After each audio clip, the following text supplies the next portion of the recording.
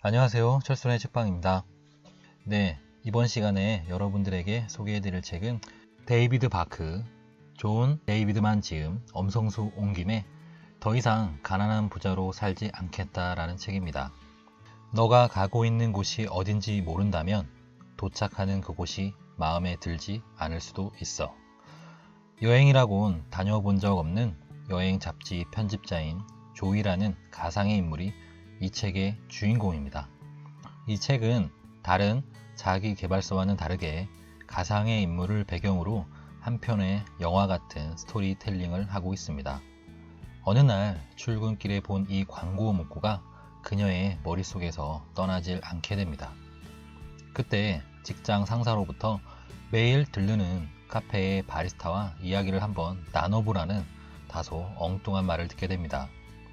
그리고 그 카페에 가서 카페 안에 그 그림을 구경하다가 그 바리스타와 우연한 대화가 시작되면서 이 책의 이야기는 시작됩니다. 이 책의 지은이는 데이비드 바크입니다. 우리 시대에 가장 신뢰받는 금융 전문가 겸 금융 관련 베스트셀러 작가 중 한 사람이라고 설명하고 있습니다. 그의 책들은 9권이 연속 뉴욕타임즈 베스트셀러로 올랐으며 11권의 책이 미국 전역의 베스트셀러가 되었고 19개 이상의 언어로 번역되어 현재 700만 부 이상까지 팔렸다고 설명해주고 있습니다. 또 다른 지은이 존 데이비드만은 레이첼의 커피의 공동 저자인데 이 책은 28개의 언어로 번역되어 거의 100만 부가 팔렸으며 세계를 변화시키는 데 긍정적인 기여를 한 공로로 엑시엄 비즈니스북 어워드 골드 메달과 리빙나우 북 어워드 에버그린 메달을 동시에 수상하는 등 많은 사랑을 받고 있다고 이 책에서는 설명하고 있습니다. 우리는 어느 순간 이런 생각을 할 때가 있죠. 나 지금 뭐 하고 있는 거지? 내 삶은 어디로 가는 걸까? 등등. 직장인으로서, 자영업자로서, 프리랜서로서 우리는 각자 자신의 자리에서 최선을 다하고 있지만 항상 본인 통장에는 텅 비어 있는 걸 보고 의기소침해질 때가 누구나 있었을 거라 생각합니다. 이럴 때마다 본인이 제대로 살아가고 있는 것이 맞는지 많이 혼란스럽죠. 일할 의욕도 많이 없어지고요. 돈이 행복의 전부는 아닐 수 있겠으나 돈으로 행복의 수준을 어느 정도 끌어올릴 수는 있는 것 같습니다. 하고 싶은 것들을 포기한 채 자본주의 사회에 끌려 원하지 않는 일을 평생 하며 살아가기보다는 이제는 돈에 끌려다니지 말고 내가 돈을 이끄는 그 인생을 살아보자 라고 이 책의 저자는 주장하고 있습니다. 그러면서 이 저자는 3가지 아주 간단한 방법을 제시합니다. 경제적 자유에 이르는 3가지 비결. 그 3가지 중에 첫 번째는 먼저 당신 자신을 위해 써라. 책에서는 하루 중의 시간의 일부를 본인을 위해 쓰라는 부분을 설명해 주고 있습니다. 책을 한번 읽어보시면 될 것 같고요. 두 번째는 예산을 짜지 말라. 자동으로 되게 하라. 세 번째는 지금 부자로 살아라. 이렇게 3가지를 주장하고 있고 제목만 들어서는 잘 이해가 안 가실 것 같습니다. 이렇게 3가지에 대해서 설명하는 것이 이 책의 핵심 내용이다라고 저는 생각하고 있고요. 이 핵심 내용에 대해서는 제가 따로 설명을 해 드리진 않겠습니다. 기회가 되신다면 꼭 책을 한번 읽어보셔서 이 3가지의 세부 내용을 한번 여러분들도 실천해 보시기를 추천드립니다. 저는 책의 도입부인 주인공인 조이가 광고판을 보며 이 이야기가 시작되는 부분의 일부를 여러분들에게 한번 읽어 드리도록 하겠습니다. 네, 페이지는 22페이지입니다. 첫 번째, 내 삶을 가지고 뭘 하고 있는 거지? 라는 부분입니다.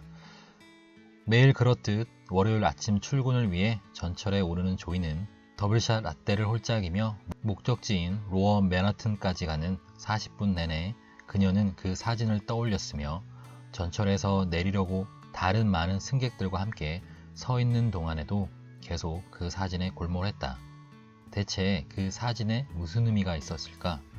전철문이 열리자 조이는 썰물같이 빠져나가는 인파에 파묻혀 거의 모든 노선이 몰려드는 로어 맨하튼 교통 허브 풀튼 센터 쪽으로 밀려갔다. 그녀는 회색 타일 통로를 지나 세계무역센터 지하의 탁 트인 공간까지 인파에 떠밀렸다. 거기서 잠시 발길을 멈춘 뒤 수많은 사람들이 오가는 가운데 꼼짝 않고 서 있었다. 그녀는 힐끗 동굴 같은 천장을 올려다 보았다. 천장은 흰 강철로 만들어진 거대한 새, 그러니까 9.11 테러의 잿더미 속에서 솟아오른 불사조의 갈비뼈 같았다. 그녀는 다시 움직이기 시작했고 걸으면서 이 장소의 거대함을 피부로 느꼈다.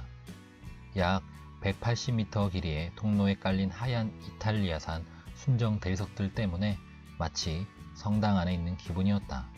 오큘러스 사람들은 유명한 관광 명소 중 하나인 세계무역센터 내 환승역을 오큘러스라 일컬었다.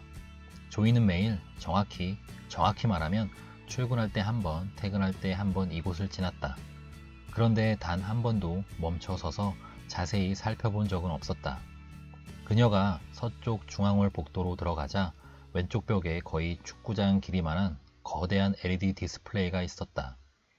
평소에 그녀는 끊임없이 바뀌는 그 디스플레이 광고에는 눈길도 안 주고 에스컬레이터 쪽으로 가기 바빴다. 그러나 오늘은 거대한 스크린을 가득 채운 영상을 보기 위해 다시 발길을 멈췄다. 영상 속에는 고깃배 한 척과 어부들, 그물들이 있었는데 그녀의 마음속에서 떠나지 않았던 문제의 사진 속 배와 아주 비슷했다.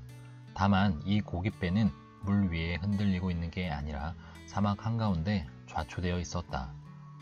이상하게 불안해. 어느새 영상 위로 커다란 글씨들이 주르륵 올라가며 이런 메시지가 떴다. 너가 가고 있는 곳이 어딘지 모른다면 도착하는 그곳이 마음에 들지 않을 수도 있어. 잠시 후 그 영상은 사라지고 다른 광고들이 이어졌다. 조이는 다시 걷기 시작했고 복도 끝에 이르러 에스컬레이터에 올랐다. 햇빛이 들어오는 유리 아트리움으로 들어가는 에스컬레이터였다. 바깥으로 걸어 나가자 눈부신 햇빛이 쏟아졌다. 맞은편에 그녀가 근무하는 빌딩이 보였다. 서반구에서 가장 높은 빌딩인 세계무역센터였다. 여기까지가 그녀가 늘 하는 일이었다.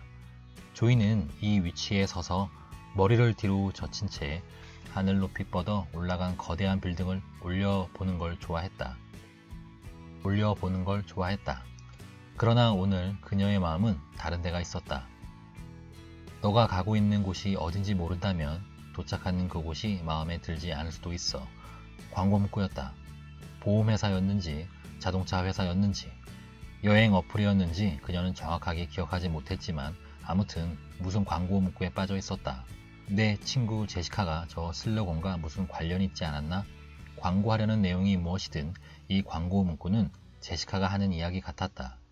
그게 아니라면 누군가가 조이 자신에게 보내는 개인적인 메시지 같기도 했다. 그리고 그게 또 그녀를 괴롭혔다. 메시지는 꼭 그 사진과도 같았다.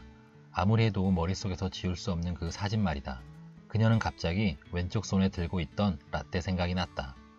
차갑게 식어있는 라떼를 한 모금 마셨다. 보통 때 같으면 그녀는 이제 거리를 건너 빌딩으로 들어가 엘리베이터를 타고 33층에 있는 회사로 올라갔을 것이다. 그러나 오늘 그녀는 평소와 달랐다. 웨스트 스트리트를 가로지은 뒤 오른쪽 휙 꺾어 세계무역센터와는 동떨어진 리플렉팅 풀 쪽으로 간 것이다. 여기는 쌍둥이 빌딩이 있던 바로 그 자리로 두 개의 거대한 정사각형 분수 연못이 만들어진 곳이었다. 연못 가장자리에는 검은색 대리석 벽들이 서 있었고 그 표면에 끝없는 많은 사람들의 이름이 새겨져 있었다. 9.11 테러 기념물이었다. 그녀는 희생자들의 이름이 새겨진 대리석 표면을 손으로 쓸며 몇 명의 이름을 읽어보았다. 정말 많은 이름이 있었다.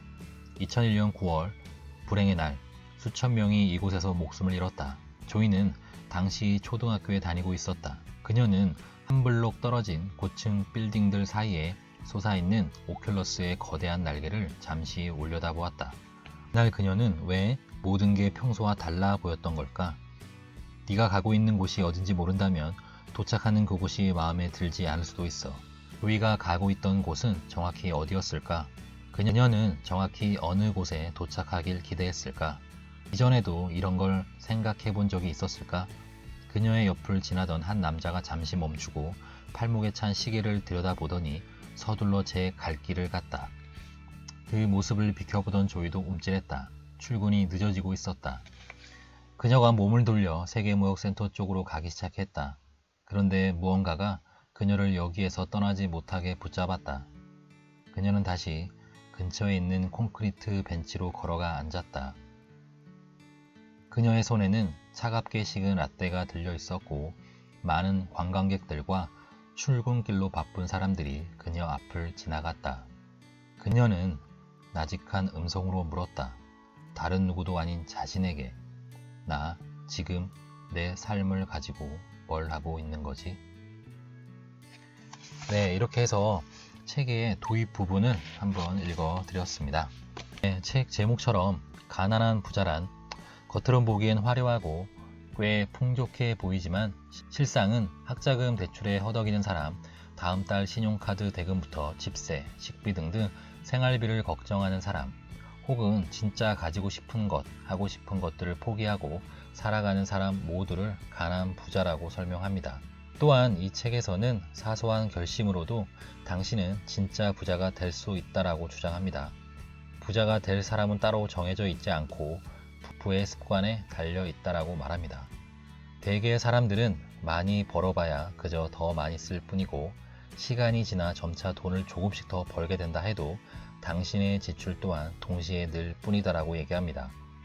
데이비드 바크가 제시하는 세 가지 조언은 아주 간단하지만 그것을 실행할 때에는 무한한 파급력을 가진다고 설명하고 있습니다. 사소한 습관을 바꾸는 것만으로도 경제적 자유라는 것을 얻을 수 있다고 합니다.